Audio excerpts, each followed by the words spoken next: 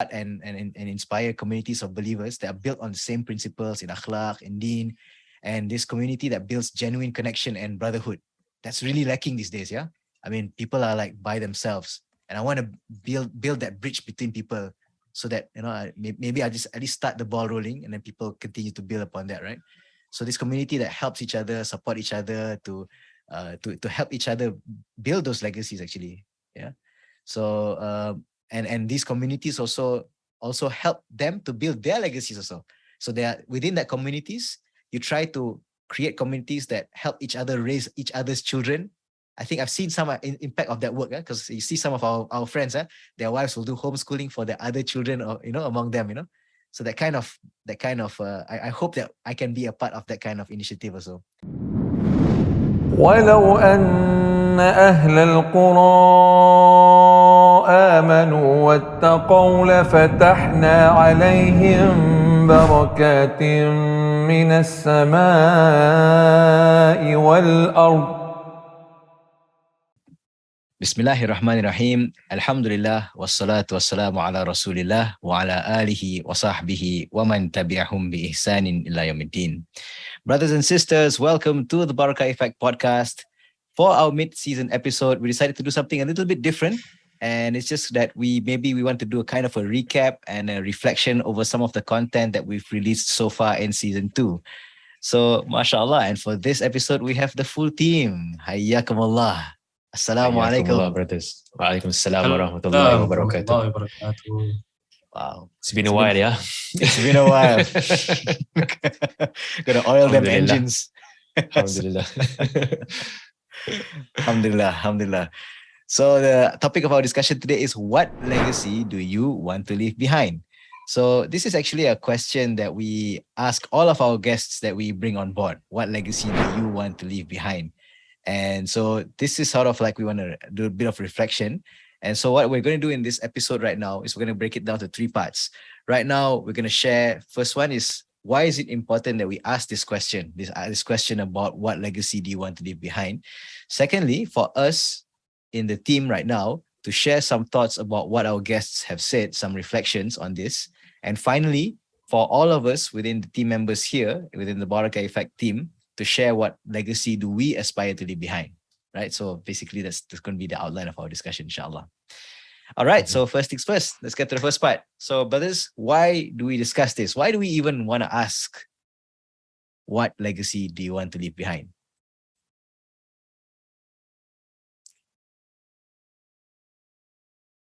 Who's going to break the ice?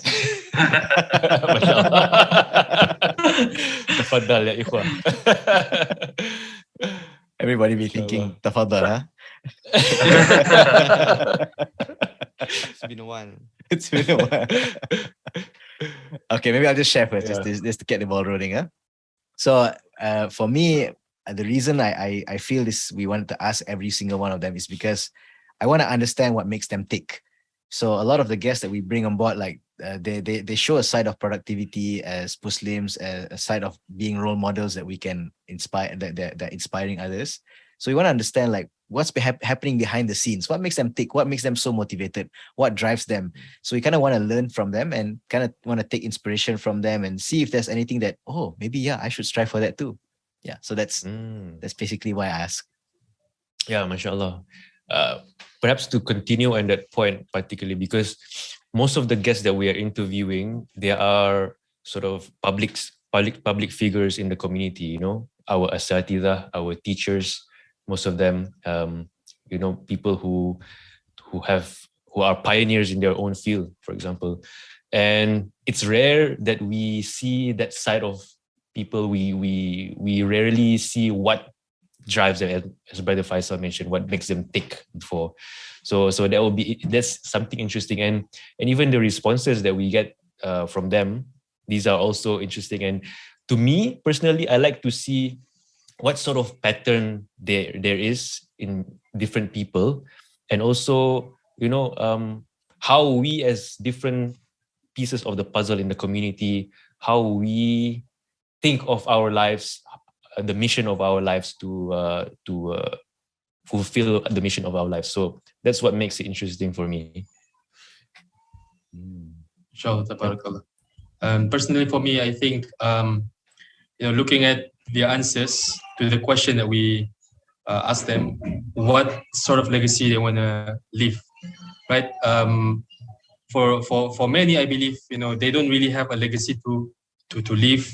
They don't really have this idea of what to do when they're gone. All these things. So it's interesting to see this mashayikh or this asatidah, what legacies they want to leave, on in this dunya after they have left the dunya and so on and so forth, so that people can see, okay, this is the legacies. These are a group of legacies that we should, try to at least, want to have as well, because these are the the leaders of the communities. These are the role models, the real role models, right? So we should see, their lives in all aspects, including what the legacies that they want to try to leave. Inshallah, by doing so, by trying to have, to a certain degree, the legacies that you yourself want to leave, the same as or similar to what they want to leave. Inshallah, this is a sign of success. So this is in my point of view, right? So, for instance, when we look at some of the mashayikh, for example, one of the guests, he said that he wants to leave this life, the legacy that he wants to leave is that he wants to keep a good remembrance. That's something that I never even heard of. We read the ayah over and over again, but when we actually hear someone says that, mashallah, what did I think of this, right? So this is the kind of things. Yeah, it can be. I can apply that too. Right. So, wallahu alam. Yeah, it's a very good point. Actually, yeah, the thing is, like, they talk about legacy. Like, actually, what I realized, the human tendency is to procrastinate his thoughts. People don't really give it much thought, like legacy, and the reason is because the thought about legacy usually implies death, right? Because Yes. because for you to leave a legacy means you depart from this world already, right? And the thought of death is usually something causes so much discomfort that people kind of like, I don't want to think about it now lah. This one is a bit feel not so good about it, right? But subhanAllah, like when we discuss this, it's very important for us because it forces us to think about these heavy existential questions, and sometimes that's why people don't want to talk about that, because it kind of like questions their mortality. So it's better just to brush it off. But for us as Muslims, it's important because we want to remind ourselves that it's going to happen anyway, right? It's a certainty. So whether we choose to acknowledge or not, it's going to happen. And as scary as it is, at least we can confront it head on, and it forces us to be intentional about what we want to achieve, right? So that's why there's a hadith that's quoted by Ibn Majah, wherein one of the companions asked the Prophet ﷺ, who are the wisest, who are the most wise amongst the believers? And the Prophet ﷺ says, the one who remember death most often and have best prepared for it with good deeds. That's the wisest of people. So it forces you to, like, when you think about death and what's going to happen after you go, it forces you to think, hey, what have I prepared for that day? So it's actually about being productive towards that end goal. Yeah, the way I see legacy, I think the ability to leave a legacy is actually a ni'mah from Allah, the way I take it, yeah? Because it's part of Allah's blessing to the Ummah of Muhammad SAW, because we had such a short life, yeah? But a lot of the Sharia given to Ummah of Muhammad SAW gives a lot of reward for small things. So for a short life, like people in our Ummah, it's like 80 years, but Allah allows certain caveat for the good deeds to keep on replenish, to keep on adding into your bank, to your account. So I look, legacy is actually a ni'mah from Allah. And what makes Islam very special, because when you talk about legacy, comes to your mind is people who has a lot of knowledge, comes to your mind people who has a lot of wealth, people who has special abilities. But that's not Islam. Only for that, Islam is all-rounded. They give the ability for anybody to leave a legacy. You don't have to be rich. You can be poor. You can still leave a legacy. You don't have to be a scholar. You can be a layman. You can still leave a legacy. You don't have to have a lot of children. You have no children. You can still leave a legacy. I think that is the blessing of Allah through this ummah. So when Allah gives a nikmat, I think we have to jump on this opportunity, yeah? Because this is it's just like nights of Lailatul Qadar, all these things, zikr in the morning, simple things, a lot of rewards. So legacy is like that as well. So Allah give you ability to create certain legacies because of the limitation we have, in a way to prolong the goodness we have for all of us. Inshallah. Mashallah. Yeah. See, when you said that layman can also leave a legacy, I keep thinking about the example of the black woman who lived the time of the Prophet ﷺ, right? Remember? Who used to sweep the masjid, and when she passed away, some people didn't even notice, right? But mashallah, today we're narrating about her good deeds, right? But maybe Mashallah. if you live back then, it's probably just you probably won't even notice, right? Some of them didn't even realize it's a big deal, right? Yeah. Inshallah, mashallah. Yeah, And I think then, Sorry. yeah, and like thinking about like the legacy, as Brother Faisal mentioned before, is also thinking about death, remembrance of death, the destroyer of pleasures, right? A lot of people nowadays link it, as Brother Faisal mentioned, as something negative, like a morbid thing. Like, why do you want to go there? Because this is not, maybe it's depressing or something like this. But actually, in Islam, it's actually an inspiring thing to think about death, because remembering death often gives you the drive to do your best every day, to because you don't know when you're going to leave this world, and that gives us as Muslims the inspiration to not leave a day wasted, that you want to plan something today that you wish to have to build a legacy. So actually in Islam, that is actually an inspiring thing, a motivating thing that gets you every day out of bed and wanting to do the best for your life. So that's something amazing in Islam. And legacy as well. It's sometimes like Allah prolongs the legacy of certain people. Maybe they are not they're not public people, public role model whatsoever, but due to certain actions, Allah make that a legacy for them. So example, like the story of the woman, the prostitute who fed drink to the dog. That story didn't happen in the time of Prophet Muhammad, but it happened before that, way before that. No, that's true. But the woman, what she did, her legacy was she tells people, she give an act of kindness to an animal, ikhlas for Allah. So the legacy is ikhlas to Allah and kindness to animal. Allah immortalized that story even until generations after her. Even until now, we don't know who her name is, but we know that action, that story took place. Because of the legacy she that which is kindness to animal and ikhlas in your deeds solely for Allah. So that's what legacy can do for you. Yeah, mashallah.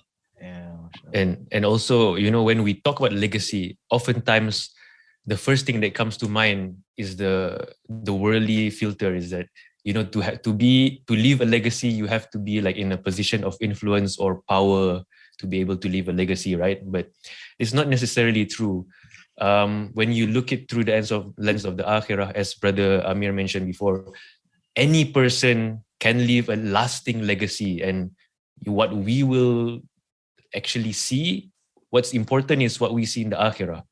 And it doesn't matter where you are at the moment or how it is in your situation in your life, anyone can leave a legacy. For example, in our illustrious history, there is just to zero in on a particular example, in the study of hadith, right? There is this, it's essentially the study of the chain of narration. How we can be certain that a saying comes from Rasulullah sallallahu alaihi wasallam. And just to zero in on an example, according to Imam Bukhari, the most authentic and strongest chain of narration of all is termed the silsilah al-dhahab, golden chain of narration. When a hadith is narrated from Imam Malik, who heard from Nafi, Mawla Ibn Umar, and who heard from Ibn Umar, who heard from Rasulullah sallallahu alaihi wasallam. I just want to zero into the story of Nafi, Mawla Ibn Umar. It's such an interesting story that we have heard from our asatidah who narrated this story. Basically, how it was, his origin was that he was a prisoner of war, and he became a slave to Ibn Umar. So as you can see, when he started off, he was in a disadvantaged position as people would see nowadays. And what's interesting, right? It doesn't let's say it doesn't discourage him from achieving what he wants to achieve. And even so, when in this particular story, right, when he used to narrate a hadith in Medina, and he used to teach, sometimes in his class there would just be one person he was teaching, which is Imam Malik. Imagine that.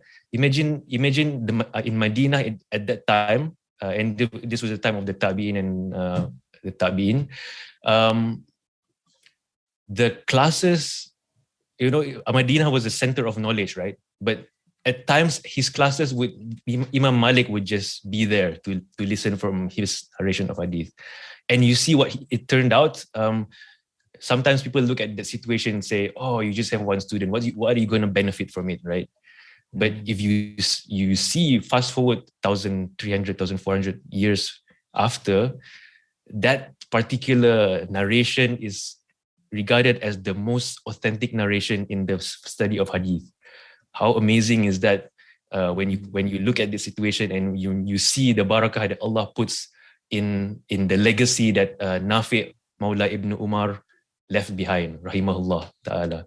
So this is the amazing example of how we should never underestimate our position to leave a legacy, no matter what our situation is. And the ingredients are there from the Sahaba, from the Tabi'in. The ingredients are in sincerity and following the Sunnah of Rasul Sallam. And Allah, inshallah, will put barakah in it and make it a remembrance after you leave, And now when you listen to the ahadith in Bukhari of the ones that narrated by Nafi, it's mentioned all the time, every day, So mashallah, this is an amazing story of legacy that we can be inspired from. Mashallah. And also, if I'd like to add to that, like one sign of Allah's mercy, to his slave, Allah make things which gives the most impact. Because when you think of what legacy you should give, you should try to do the easy ones that give the most impact. And Allah make the most impact comes from one of the easiest things, which is to spread tawheed, which is to tell people to worship Allah alone, to follow the Sunnah of Prophet Muhammad. This is the biggest thing that you can actually give wasiyat to people and make it a legacy of yourself. And it's not people might receive it, might accept it or not accept it, but to say it out is not the hardest thing to do. But it gives the highest impact. This is part of Allah's mercy to this ummah. I like that Reza mentioned this example of Nafi, because I believe that chain is scholars of hadith call it the golden chain, right? Yes. The golden chain. Silsilah al-Dhahab. Yes, chain, the golden chain. Yeah. So they say if it's narrated by Imam Shafi'i, who narrated from Malik, who narrated from Nafi, from Ibn Umar, don't even have to check. Confirm. Yeah. Some scholars say that it's as if you heard Rasulullah from behind the curtains or something like this. This is how Subhanallah. And the amazing thing is, because I think that the inspiring thing that we want to learn from this is because this was a former slave. This is like the most disadvantaged situation a person can ever be in, right? And despite of that, right, when we learn hadith today from Sahih Bukhari, Sahih Muslim, maybe we don't read those names, but thanks to them, thanks to Nafi, we today we are narrating this hadith. I think that's very inspiring to show that actually in any circumstance you can do something. Actually, you just have, if you have that niyyah, the ikhlas. And actually I want to build up on what Amir said, because legacy is a ni'mah from Allah, and I think I want to expand a bit on that. So if it's a ni'mah from Allah, it's not an entitlement. Bear in mind, because it's a gift from Allah, we have to keep our intentions clear about why we want to leave this legacy. So the real true criteria of legacy, of true legacy, is that it's done for Allah and that Allah is pleased with it. And the reason I'm saying this is because I just remembered there was one. Have you guys heard of his name called Gary Vaynerchuk? A very famous guy. I've heard of him. Yeah, very famous guy. He's got millions of followers on YouTube. So one day somebody asked him this question, like, why are you so concerned about legacy? Why does it matter to you? Do you know what he said? He said, I don't know. I guess it's just the narcissist in me. I was like, what? Oh, subhanallah. Subhanallah. Really? I was quite shocked by that, because this guy, like, people follow him, because when they listen to his talks, you've heard that, Aziz, kan?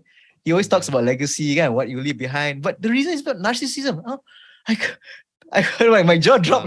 Narcissist. So subhanallah, so when it comes to us Muslims, we're not leaving a legacy for narcissistic, self-absorbed reasons. Yeah. So it's the most important thing is that Allah is pleased with it.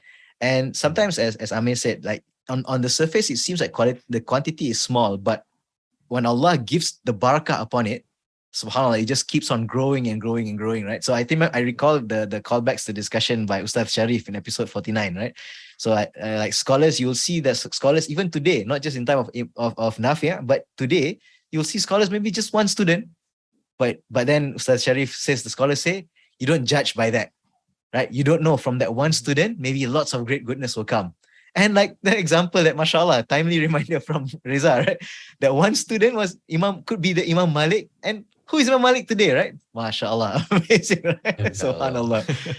And I think we recalled back one of the examples as well about I think he was a grandson of Ali bin Abi Talib. His name is Ali bin Hussein, right? They call him Zainul Abidin. So when he passed away, they saw that there were stretch backs on his mark, right? There were stretch marks on his back. So like it was like somebody who was carrying big loads. So then people are like, no, this guy, as far as we know in his life, he didn't really carry huge loads. And then suddenly after his death, hundreds of houses in Medina, poor families, were deprived from food. So, what's going on? So it turns out that all this time, Ali bin Hussein has been giving out food to all these houses in secret. Nobody knew. So look, this is the legacy. We today are speaking about it, but it's not like he had the intention, I'm going to build a legacy, 1,400 years from now, people will be speaking about my deeds. He kept it completely quiet, silent between him and Allah. Nobody knows. After he dies only, we know about it. So the barakah comes from Allah. You don't know where the barakah is going to come. I think at the end of the day, the barakah, sometimes the barakah might not come when during your lifetime as well. Like yes. Brother Faisal just mentioned, Zainal Ali bin Abidin, right? Yeah, like in Mazhab Shafi'i, we have a book called Matan Abi Shuja. So that book, was famous, was made famous hundreds of years, I think almost hundreds of years after the author died. So and it was discovered by chance by someone else who ran through an archive of all the books of fiqh by Shafi'i in the Mazhab, and this is actually a really good book. And mashallah, it is a good book, and it became famous, But it was not. The author was prolific. He was a knowledgeable person, He was, I think, he was a qadi as well. But that book was not a bestseller, I'd say, in his lifetime. Only a lot of years after he has gone, then only that book actually people resurface and people actually look for it, as made as a reference in fiqh for status. MashaAllah, amazing. Guys. The first time I came across the idea about legacy is when I read the book from Stephen R. Covey. Okay. The 7 habits of highly effective people. I don't remember which habits he was talking about. It's either the begin the end of the mind. Yeah, begin with the end in mind. That's the one. Or put first thing first. He put an exercise that you imagine that you are on your deathbed, you are die, and your colleagues, your friends, your family are there to speak about you. So then then he wants us to imagine, what do you want them to say about you when you already pass away. So that is the legacy. So when I think about it, if you have a niyat or a legacy you want to leave behind, so you would know what you want to what is your priority, what will you put first thing first. Just like our asatiza, right? They already have this the objective or the mission they want to follow, and they just focus on that. So if people don't have any niyat or the intention to leave any legacy, I think he just would go all around here and there and Aimlessly wandering. aimlessly, yeah, subhanallah. Mm. I think that's why we even you have this, you have to have this big idea to save the world or become a hero, right? That's a good point. To just to craft your legacy. Yeah, very good point. So it's for focus lah, to be more productive and very Yeah. intentional about what you want to achieve in life. Never look down on legacy that you, whatever you can contribute, as long as it's within the bounds of Sharia, never look down on it. For instance, like Prophet Yaqub, he didn't have wealth or a lot to and give it as inheritance to his children. But what he left his children? He just tawheed. He leave it to the 12 of his son. That's the only thing he left to his son. Yeah, that was his only legacy to his children, and mashallah, that grow. Yeah. So do not, as long as it's within the bounds of Sharia, yeah, do not undermine it. I'm sure there's always value in your amal salih to Allah on Judgment Day. Yeah. But legacy, right? Sometimes when you want to leave legacy, that even though the most impactful is something that will benefit you on the day of Qiyamah, right? On Judgment Day. But that the goodness that you leave behind can be universal. Yeah? It can be something that benefits people's in terms of religion. Also can be someone that benefits the worldly matters of other people, right? Like another hadith, right? It says 7 things that will benefit someone even after they die. Yeah, among the things that was included in that hadith was someone who dig a canal that so water can flow and can be distributed to a lot of people. Yeah, like something is like a house that you build for travelers. Yeah, things that is which are giving benefit to people in this life. Yeah, so legacy it's not just akhirat, even though that gives the most impact, but it's also goodness in worldly matters to others, right? Yeah, mashallah. Yeah. All right. Okay. So we're going to talk to the second part now.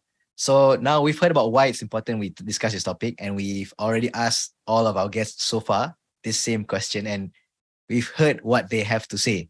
So let's now start a discussion about, just share some thoughts about what you've heard about what our guests have shared on what legacy they want to leave behind. What do you guys think?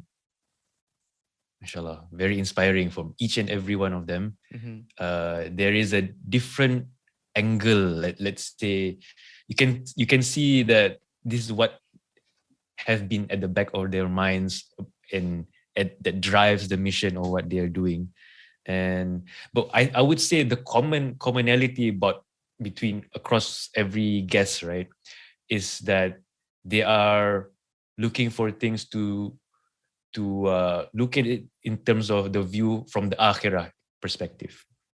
So I would say most of them, they don't particularly place the ambitions here in the dunya, but actually what they can leave behind for their akhirah. So this is a common thing that I have observed from the different guests. But what they plan to leave behind, that is different to each person's sometimes expertise, sometimes their expertise in the field and what drives them. But the common theme is that what they can leave behind from the akhirah perspective. So just to begin that discussion, that note, inshallah.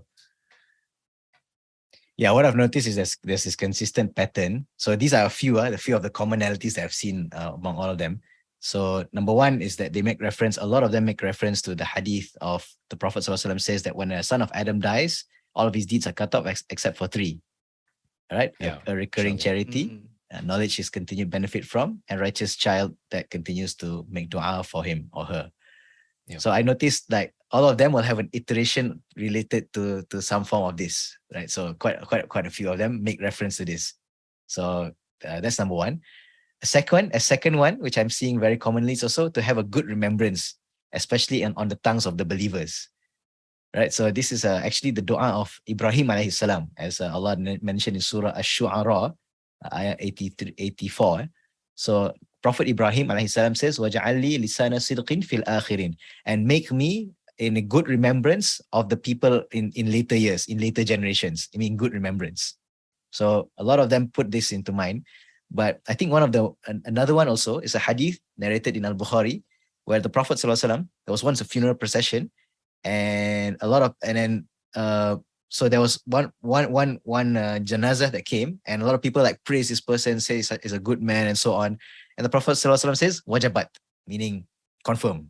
Right? And then there's another funeral, and then a lot of people are saying negative things about that person. Then the Prophet ﷺ says wajabat, confirm. So then the people ask the Prophet ﷺ, oh ya Rasulullah, you said wajabat for both, for the righteous person and also what people say about this person. So then the Prophet ﷺ says, you are the witnesses of Allah on the earth. The believers are the witnesses of Allah upon the earth. So if you say that this person is good, then inshallah, it's a sign that he's good. So I noticed that a lot of our guests, they put a lot of importance in this. They want the other fellow believers. Can sorry, is it? Yeah. Yeah. One example I think is from Dr. Ali, right? It was the first time we asked the guest for this question, what legacy we want to leave behind, was Dr. Ali, if I'm not mistaken. Yeah. Right.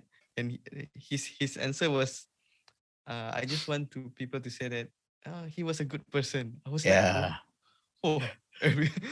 I didn't expect that, because he achieved a lot. He wrote a book, very good book, right? But then all he want is just that, and refer back to the hadith that you mentioned just now. It's not a simple thing, right? Actually, if people said that he was a good person, subhanallah, wajabat, inshallah. Yeah, a lot of them say this, mashallah, that's true. Yeah. Dr. Ali said this. True. Sheikh Ibrahim said this. Dr. Ibrahim also said this. Yeah. Brother Farid as well. Brother Farid as well. Yeah. Mashallah. Yeah. And actually, when I was digging up this topic again, right, just for us to reorient and see how important this is, right? Because actually, there's another hadith also that reminds us. Even Hassan al-Basri says, make sure you have a lot of believing friends who are mu'min, because they are the ones who intercede for you on Yawmul Qiyamah. So wow, so that adds some more layers to why it's important for believers to have good testimonials for you. Because there's a hadith, right, from in narrated in Al-Bukhari, where Allah Azza wa Jal will tell the believers, you guys look for your friends, right? And then the Prophet ﷺ says, you guys, he talks about us Muslims, are very argumentative with Allah to save your friends from the hellfire. So then these believers, these believers who already entered paradise, will sort of like complain to Allah, Ya Allah, we have our brothers who used to pray with us, who used to fast with us, used to do good deeds with us. And Allah says, okay, go to hellfire and take out someone whose heart that you find the weight of 1 gold dinar, the iman of the iman of 1 gold dinar. So then these people will intercede for these people. So until the end of the hadith. So the point is having this is valuable. That means you will remember. Maybe for us we don't know what's our fate. Maybe because of our lacking in our good deeds, or maybe too much sins, we punished for a while, and perhaps it's our good friends that Allah gives the honor of saving us. So that's why it's important to have this. MashaAllah. Inshallah. Also, also perhaps one thing that there's a pattern here. I mean, the goal is the same, to leave a legacy, but each of them have focused on their own niche to do this. For example, when we look at Ustaz Abdul Rahman Chow, what he wishes to leave the legacy is that he wishes that he would change the narrative of how kids have a terrible upbringing and experience learning Islam to something that they will remember in terms of their education in Islam. Uncle Ahmad Fakri and Auntie Jamila, they wish that their offspring has good values and be guided by the Quran and the Sunnah. And they are experts in upbringing of kids as well, right? Also, Brother Farid, he wishes that his legacy is to continue to spread the message of Islam through his profession, through publishing books and the like. So, if you see the pattern here, each of them, to a certain degree in their career or their life, they have develop their own niche or skills, and they are doubling down to fulfill a segment that no one else perhaps or people are not paying attention to, and using that as a legacy to fulfill their legacy, to do that as something that they're focusing their lives and mission on. So this is a good lesson for us as well, that each of us has a particular skill or a particular thing that we're good at. It's up to us to discover this particular advantage that we have, and inshallah use that to your advantage to fulfill your legacy by fulfilling the need of the ummah, because every one of us has different skills and advantages given by Allah, and basically this is how we can try and fulfill our legacy through developing our skills and developing our niche to fulfill that segment for the ummah. Yeah, it's a very good point actually. It's a very good observation. That means the broad strokes of the legacy, they're all the common patterns, but applying your specific niche and where you can fit in the big picture, where you can contribute. That's where the takeaway point that our listeners can take from here. Because like you said, everyone has their own gifts, right? Allah give them something that they can contribute. So what can you uniquely contribute? Yeah, mashallah. And drawing from that as well, I just want to, just an observation from the guests that we've spoken about, and even probably ourselves, it's sometimes a trial and error. It's an iterative thing. It's not like okay, let's say your legacy is day one, I gotta stick to that at all costs, right? Sometimes, as you go along the way, right, you discover new opportunities, then you realize, oh, you know what, I can double down on that. Then you realize, oh, I can do that also. I can do that also. I mean, this kind of thing, there's a there's a dynamism behind it. Like, for example, just reflecting, for example, Uncle Ahmad Fakri and Auntie Jamila, right? Like, to them, this parenting aspect of their lives is kind of unexpected, right? They were just like working professionals in oil and gas. And then because of a personal incident, then they're like, oh, okay, have to learn more about this. And in their journey of learning more, then they kept on learning and kept on learning and kept on sharing and kept on sharing. And mashallah, they created a niche for themselves, right? So yeah, I think this is just a general pattern for all of us. I mean, if you feel like maybe you're a certain age right now, maybe 30s or 40s, and you still don't feel like, I don't really know what's my thing, I don't know what, it's okay. It's never too late to start, right? At least get started, right? Have an end in mind. Start first. And then, if you, as time goes along, if maybe that's not for you, then try to explore something else. Mashallah, exactly. You don't have to be so rigid, right? To just, this the only thing I should do. Yeah, that's right. Yeah. That's right. Actually, sometimes it's something that you discover along the way, and you would not even think of at the moment, and you stumble across these type of things. Mashallah. And if you decided to venture into a particular path for your legacy, have the humility to know that, to always think that whatever you're contributing is not good. It's a lot of errors and a lot of things I need to work on. Yeah, have that humility. Never think that that's even though you put your hearts and soul, blood and sweat into it. Know that always have the thought that this is actually not good enough. Yeah, have the humility to take in the criticism. Yeah, work on it. Yeah, and improve along the way. Yeah, that's a good point. Humility. Actually, one more thing, right? This struck my mind, Dr. Ali, right? So you mentioned about how he wants like people to testify as a good man, but something very grounding and to me it's very humbling, very sobering thought. You talk about at the end of the day, the most important thing, you still come back to your sajada, that praying mat between you and Allah. Because the reality is people will remember things and then they will forget you, right? They might remember legacy, but then at the end of the day, khalas, like you don't even remember what your contributions for your colleagues 3 years ago sometimes, So you always come back to that sajada. Yeah, even 3 days ago, right? Subhanallah. So you realize that. So that's what Dr. Ali reminded. Sometimes sometimes the things that you feel like you really want to do now, when the time comes later on, you look back to, it's just kind of distractions. Then you realize, they didn't really work out for you. So work out or not, you still come back to that prayer mat between you and Allah. Like, wow, that's That's very profound. MashaAllah. I think another one to bear in mind as well is that it's when we talk about legacy, it's not just about what people say, right? The most important thing is that Allah takes note, right? So a lot of your contributions may not be written by name, but if it's something that's amal saleh, for sure Allah will record it, the angels will record it, and you will get that regardless, even if people don't mention it. So that's why you hear very inspiring quotes from scholars such as I think Imam Shafi'i said this, like he says, if it's possible, I want my name to be erased. Like people don't even know that book is from me. Like, have you guys heard that kind of phrase before? Like, did I quote that wrong? Yeah, that's right. Yeah. So mashallah, like they know it's not about my name, it's not about Faisal, it's not about putting that name there. As long as Allah acknowledge the effort and then the effort goes on for years to come, alhamdulillah, it's in my book of good deeds, right? So I always think about, for example, right? I think if you're familiar with the biography of Imam Shafi'i, right? Who was the one who pushed him to seek knowledge when he was young? Mom. His mother, right? Right. Probably most of us probably don't even know her name, right? I mean, it's there in the books, right? Right. But it's because of her, right?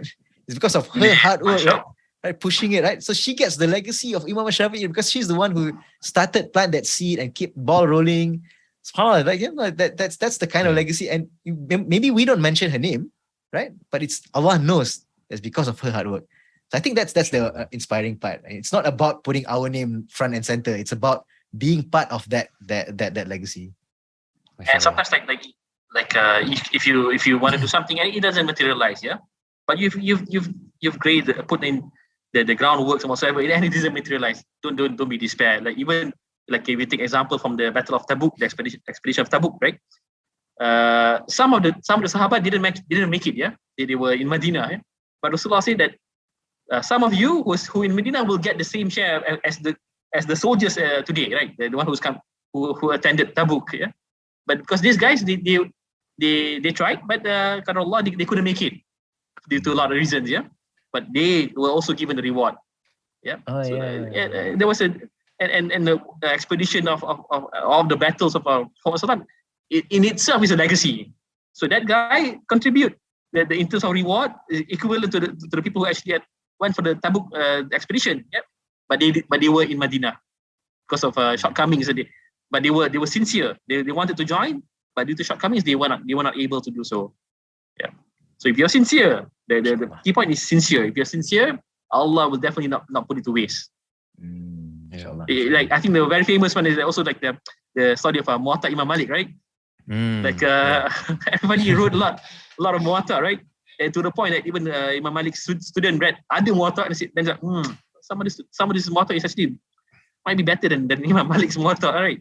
And say, Imam Malik, a lot of people writing Muwatta, And Imam Malik say that, those, of course, there are many, but the one that is ikhlas, sincere for Allah, that's the one that's going to last, And then to this day, when you mention Muwatta, there's only one Muwatta, which is the Muwatta Imam Malik, right? The only Muwatta that we recognize nowadays, right? MashaAllah. Even in that time, some student of Imam Malik said, that other Muwatta is actually quite good as well. Even sometimes some are also at par or better. Okay, mashallah. I think an interesting one also is from Sheikh Ibrahim, Dr. Ibrahim Noor. So he talked about Good Remembrance, but there's something interesting towards the second part of what he said about his legacy, because he said he's a very difficult person. Like if people consult him, he's always like, this is not good, this is haram, like he's a very tough guy, right? He has very strict QC, right? Remember the aspect? Yeah. And then he says sometimes, I feel bad for them. Why are you asking me? I'm always so strict and everything. But and then he says the idea is people are recognized by the truth. So yes, people will find you difficult, but at the end of the day, people will trust you. So even these people who get rejected, they will still acknowledge him as, this is somebody I trust to get advice from, because I know this guy. He's not some guy who's just gonna, it's okay, enjoy it. Right. Yeah. So I think that's interesting. I think that's useful for us, because sometimes for us to be firm in the deen, right? Because if you do that, right, sometimes you might lose, some popularity. People might say things about you, have a perception about you, and there's going to be a temptation where you're going to be like, come on, take it easy lah, kan? But this kind of reminder reminds us, hey, no, don't skimp on it, don't compromise. Because at the end of the day, if you stick to it, Allah will recognize that. And actually, people will recognize it also. Time will tell. MashaAllah. It's also, it's really sincerity to Allah. This is the core of it. You know, being uncompromising with the truth. This is actually sincerity to Allah. So that's a big part of it. Perhaps Allah puts a lot of barakah in it, although people might be averse to it, you know. So inshallah. I think Ustaz Abdul Rahman's the one that Reza mentioned. I appreciate that. He has a very specific thing, right? Like very unique take, right? Like he wants people, his students, to experience learning Islam as a positive experience. So I quote, like he says, even if you don't remember what I teach you, you remember that good feeling, so that when life hits you tough, right? When you hit those tough times, you will remember those happy moments that you learn Islam. So wow, that's awesome, man. Like that's nice. I think that's a very unique thing. And I think that's something that's useful for me as well, because like the people around us, whether we try to educate, whether it's our family, maybe our parents, our children, our wife, and our colleagues, our friends, and so on, right? It's the experience that you create for them. Like what sort of emotions do you create when you talk, when you portray this? So I don't know, it's just something that triggered something lah when I heard Ustaz said that. Inshallah. Perhaps one more thing in when Sheikh Abdullah Swaidi, he mentioned about his what his legacy wished to leave behind. He gave an example of Imam Bukhari. So this is something that actually we can try and implement it in practice. Look for the examples in history whereby they have a good practice and how that practice led them to leaving an impact and a legacy. Although at the time it perhaps is not really known, but look at the result after. So it's more of a getting inspiration from the stories of our pious predecessors, and looking at that and really being inspired and telling ourselves that, oh, we also can try and tread this path, and hope that Allah puts barakah in whatever we do in that regard. So there's a lot of inspirations throughout our history. So it's just up to us to look into it and gain inspiration from it. So another thing that I picked up from their mention. I'd like to add something on the point of humility as well. Like sometimes when you try to build the legacy, never expect it to be successful, because you know you're miskin as human beings. We are all miskin. We are really in need of a lot of things, and nothing will and Allah doesn't owe us anything if we for success. So we just hope that whatever things that we embark on, let it be successful or not successful. We just hope that it's ikhlas, it's ittiba to the Prophet's sunnah, and we hope that Allah will be pleased with it. Success or not, I think that's Allah's jurisdiction. What's the outcome of our actions? Whether it gains traction or no traction, whether it's actually the word spread or not, that's not your it's out of our control. We just soldier on the action path, on the action item. Without expecting success of the plan. Good one. Also, maybe just talking about niche, right? Ustaz Sharif says something which I can relate to. So he says something that he wants to try to form something that creates like an Islamic organization that fuses that synergy of the management and corporate side with the da'wah side. So to make da'wah in a way that's organized and systematic, to apply the same principles that the corporate world does. So I think that's quite useful. That's like using your professional experience in a way that benefits da'wah. Because I was thinking the same thing as well. In my own personal experience, like volunteering for various different da'wah organizations here and there, I noticed this is a gap actually, this part of organization. Sometimes it's kind of lacking. There's this mindset whereby there's a tendency like, it's okay, so for the sake of Allah, like planning, don't worry lah. If it's ikhlas, Allah give barakah, that kind of thing, like that statement is not wrong, but you're concluding the wrong things, When you So- said that, I remember Brother Sajid, Hussein, right? Sajid, right? Yeah. He said treat charity like business. So I was like, charity like business. yeah, that was shocking in the beginning, Yeah. right? Yeah. You need to know how much you spend. You need to plan everything. Yeah, it's Yeah, quite yeah, unexpected. Yeah, that's a very good I mean, perspective. the lesson there is actually doing it with ihsan and doing it Yeah. in a systematic way, not just leaving it out there and just hope for the best kind of thing, right? But Yeah, do it yeah. in the right way, right? Yeah. So I think that's one takeaway point for our listeners and also for us who are doing our professional responsibilities, right? Have the end in mind that you can apply this somehow in the field of da'wah because it's a need, right? So you may have people who have the Islamic knowledge, but maybe you have that niche in the organizational knowledge, right? The administrative part, that management, that leadership, right? You fuse this together.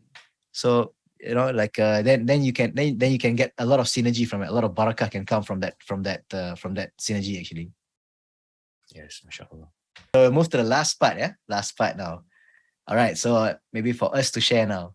So now with all that being said, like why we discuss legacy, now that we've talked about some thoughts about what our guests have shared so far and what's the paradigm we should have when it comes to setting our own legacy. With all that being said, now let's hear from the team ourselves now at the Barakah Effect. So what legacy do you guys want to leave behind? So I think I'm gonna have to call names. If I wait for volunteers. Otherwise, people will wait for each other. Right? Okay, so I'm gonna start with. Sorry, Shamin. Yeah, maybe I can start first, inshallah. Okay, tafadhal. تفضل أخي. Okay.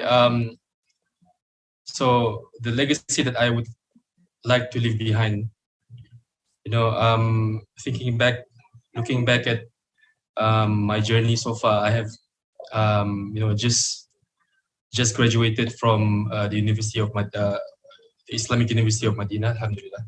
MashaAllah. So Alhamdulillah. one thing that, when I think about it, I really want for Allah subhanahu wa ta'ala to accept all the little things that I've done in my life, because I know when I look at my friends and when I look at those who are, far more, the word for it is like, they are more, they have more ijtihad in their learnings and in their frequenting, the durus or the muhadarat in the haram, for example, like the lectures in the Masjid al-Nabawi, right? To the extent that you see yourself and you feel like, you could have done better, but some things, pull yourself down that you couldn't reach those levels, right? So the legacy that I wanted, and lots of other things, to be honest, other than that. But what I hope in this life is that Allah subhanahu wa ta'ala will accept all those little deeds here and there that I have, and hopefully He will make it big enough, as big as the Mount Uhud, because the Prophet ﷺ, he also used to refer a lot to Mount Uhud in many ahadith, to show the grandeur or something, right? So this is what I hope, and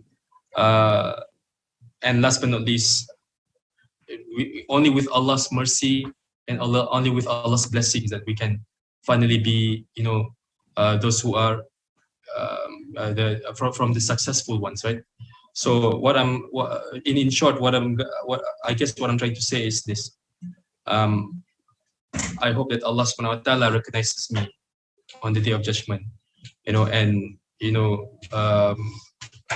give me, and grant me His mercy, and finally grant me to paradise. I don't care about what people think about me. I don't care about what people, whether they look up to me or whether they call me with names or whatnot, right? So this is, honestly speaking, I just want Allah subhanahu wa ta'ala to accept the deeds that I have, and continue and make and grant me consistency grant me and all of us, inshallah, consistency to tread upon the path that He is pleased with. Basically, this is what is most important, right? We have the consistency, and until we finally meet Him, and then we will be in eternal peace forever and ever, inshallah. So this is what I really want to live with, inshallah. This makes sense, inshallah. Inshallah. May Allah grant it to you. Ameen. And to all of us too, inshallah. Ameen. Okay, so a slightly different system. So whoever said just now, you can choose who's going to go next. So yeah, Shami. I choose. Yeah. Okay. Oh my God. Okay, I'm not ready for this. So why not we choose? Let's go with Brother Faisal lah. Brother Faisal, inshallah. Oh, okay. Okay. Backfire, huh? Okay. Ping pong. Okay. Come on. Okay. So I think for me the legacy I hope that Allah honors me to leave behind in the field of knowledge. Number one is that I want to create a means that can make Islamic knowledge accessible for people, and I want to create a platform that people can use the Quran and Sunnah to achieve great things in life, not only in akhirah but also in dunya. So they use the Quran and Sunnah to be successful and excellent in their careers, in their leadership, in their management, in their parenting, as in how they live in a community. So all aspects of their lives, Quran Sunnah. So that everything, okay, there's something in the Quran. Oh, what does the hadith say? So I wanna like create that kind of like the kind of toolbox, that kind of mindset, so that the Quran and Sunnah is like solution for everything in life. So and also on that note, like when the legacy that I hope to build is that I want to make Islam something that's enjoyable for people, something that people like and people feel honored to be part of. People love becoming better Muslims. They enjoy seeking knowledge. They find that izzah to love to uphold the Sunnah. So like they don't feel that shame anymore. They feel like, mashallah, this is an honor that Allah gave us. So I hope that's the part of the knowledge that I hope to leave behind. And also another aspect of what I hope to leave behind in terms of legacy is that I want to build this community of believers, like, cause that's like I'm tying it very closely to what we say in our team at the Barakah Effect, right? To inspire communities of high achievers. So that's what I want to achieve. Actually, I want to be part and inspire communities of believers that are built on the same principles in akhlaq, in deen, and this community that builds genuine connection and brotherhood. That's really lacking these days. Yeah, I mean, people are like by themselves, and I want to build that bridge between people, so that maybe I just at least start the ball rolling, and then people continue to build upon that, right? So this community that helps each other, support each other to help each other build those legacies, actually. Yeah. So and these communities also help them to build their legacies also. So they are within that communities, you try to create communities that help each other raise each other's children. I think I've seen some impact of that work, because you see some of our friends, their wives will do homeschooling for their other children, or among them, So that kind of I hope that I can be a part of that kind of initiative also. So collaborate in this. So far, how I intend to achieve this, Barakah Effect is definitely one of the platforms that I'm achieving all this. And secondly, is through my writings. I try my best to whatever posts I do in social media is to try to infuse this idea. So especially on the aspect of using Quran and Sunnah to improve our lives. And also in terms of, hopefully, I hope one day I can start writing a book and writing many books, inshallah, I hope. Right. So I hope to achieve it through that way. And also, actually, indirectly, also, that's why I try to volunteer as much as I can, at least whatever capacity that I can, for Islamic events. So that, we're not just doing it by ourselves. We are part of a greater community. I don't want it to be solo people just, I want to like get rid of or this. rivalry, right? That's right. Yeah. Because, I have people like, not so good with this one. I start my own thing. This one, I start my own thing. Then, people popping up, then they're not doing things in isolation. So I kind of want to move away from that. So I think also on a personal level, I think I want to try, because actually I used to, there was a role model. I remember going to a class once somewhere in Selangor. There was this teacher in Arabic, and we found out later on that he's actually working full time as a project manager as a professional. So I thought, wow, this is cool. So then later on, I started to know more and more examples like this. So Taufik Chaudhary, for example, he's also a medical doctor. So I thought that was really cool. And then these days, even our guests, right? We have people like Ustaz Sharif and Adam Vu, who are actually aspiring to excel in both, right? Excel in their career, excel in their da'wah, right? So I'm like, wow, I want to be like that. I hope I can achieve like that. And so do really well in my career as well. And do it in such a way that you're excellent because you apply the principles of Quran Sunnah, right? That's the ingredient of success. So I think what I hope is that maybe if I don't achieve also the level that I hope, at least people pick up this idea of like, oh yeah, I think I can do more for the deen. I think that's what I hope through these efforts, right? So people to use their talents. And I think also for me I think that aspect of that's on part of the knowledge part. But I think for the testimonial of righteous people to say good things, for me this is also very close to my heart also lah. It's a very big thing. But for me it's something very specific. So I feel like I want the testimonial of people to say good things, but the people who are closest to me. So like my parents and my wife and my children. I think that's the priority. So the implication here is because, of course, the implication is that my wife herself also is a person of taqwa and iman. So that's what I hope, the legacy that we can work together. But what I hope is that she also testifies that her husband is a good person. I think this is it's not easy to achieve because your spouse are the people who know you best, right? Like sometimes you meet people at the masjid, you limited interaction, right?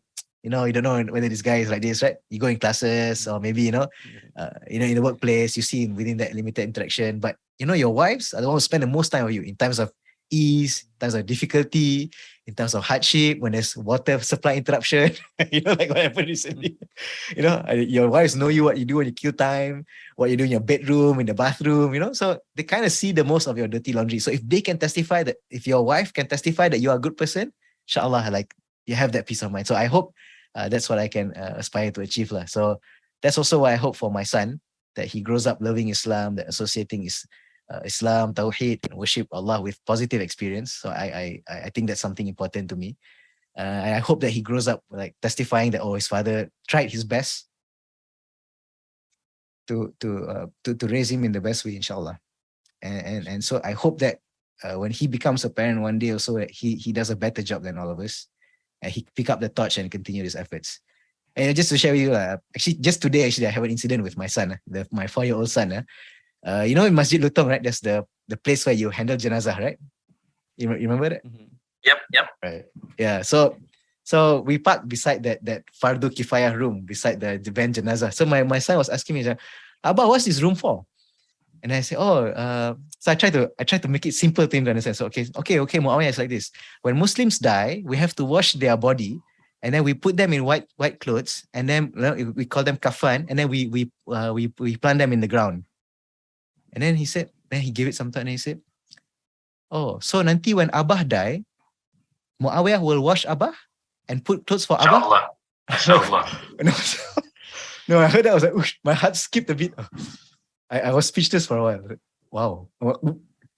I thought, wow, yeah. I hope you can do that, Muawiyah.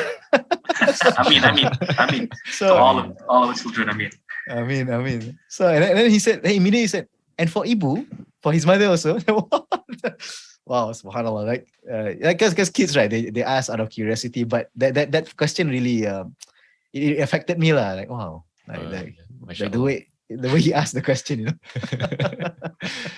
It's very deep answer from him or question from him. Yeah. I don't think he knows that. I hope one day I can tell him this when he grows up.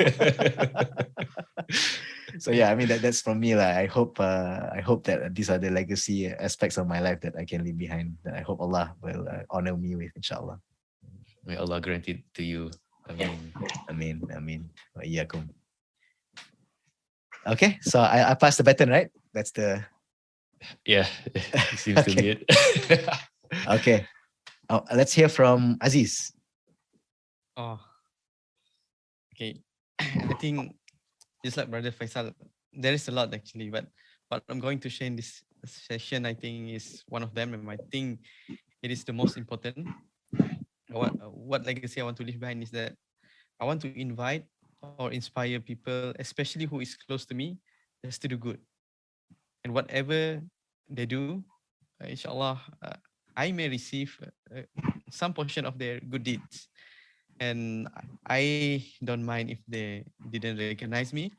And because, I'm not sure that my own good deeds are sufficient enough. And we all not sure, right?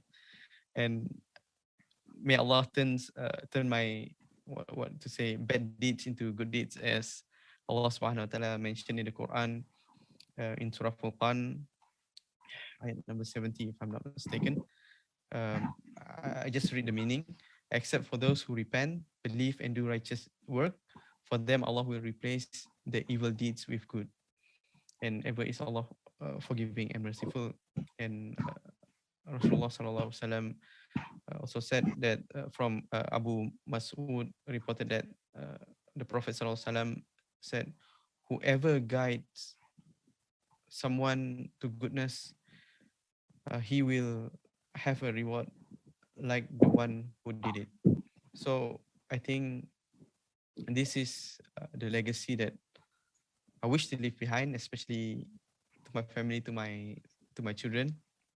And one more thing that I just read it before the session. It's actually in Malay, and I just translate it in Malay, in English from Malay. Sheikh Saleh Al-Fawzan Hafizahullah said, if you guide someone or anyone to goodness and remind them to refrain from evil, you have given the person the biggest sadaqah.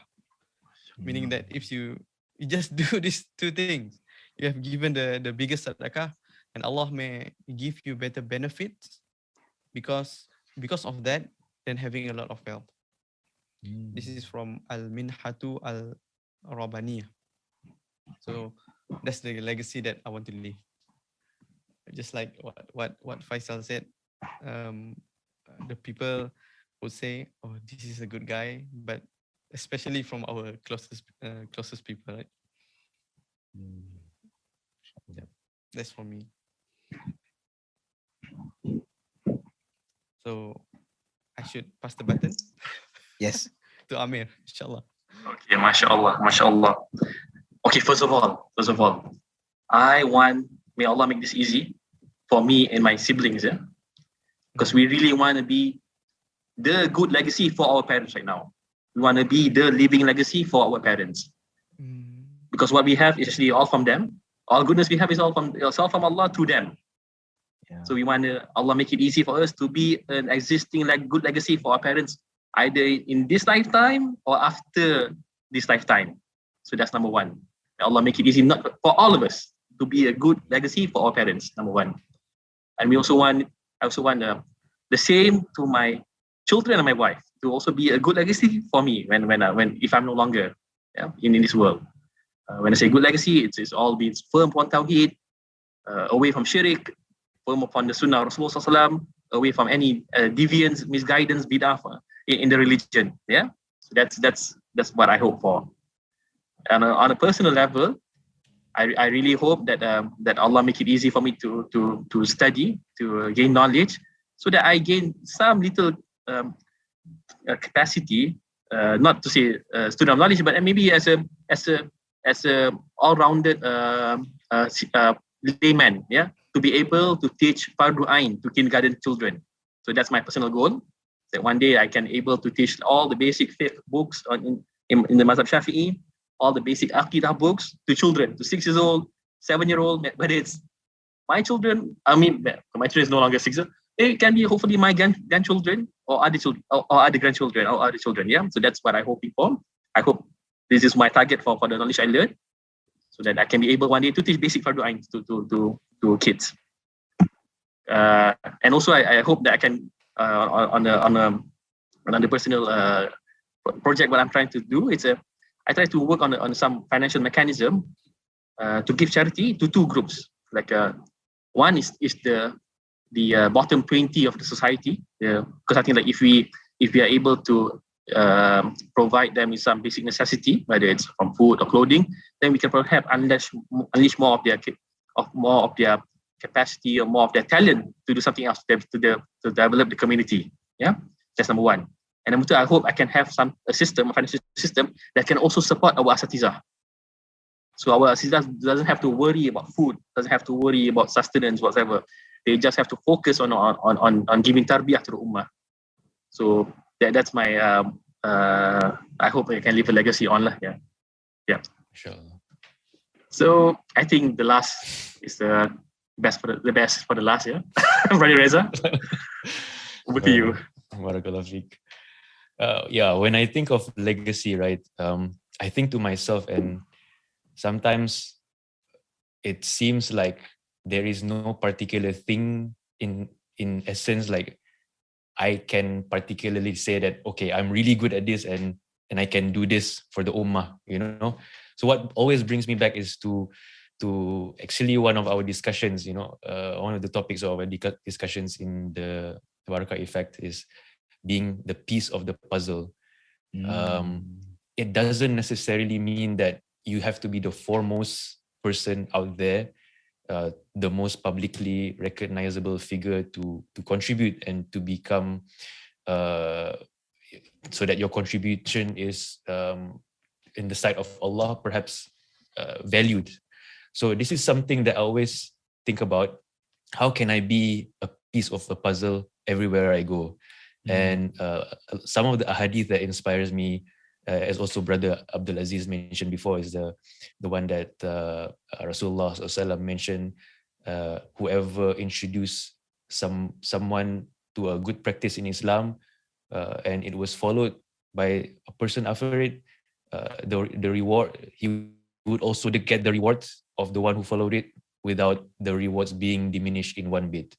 So this hadith is always inspiring to me in the sense that, you just have to perhaps do your level best to show someone the correct items, the correct teachings of Islam, and to show someone to be a better person in general.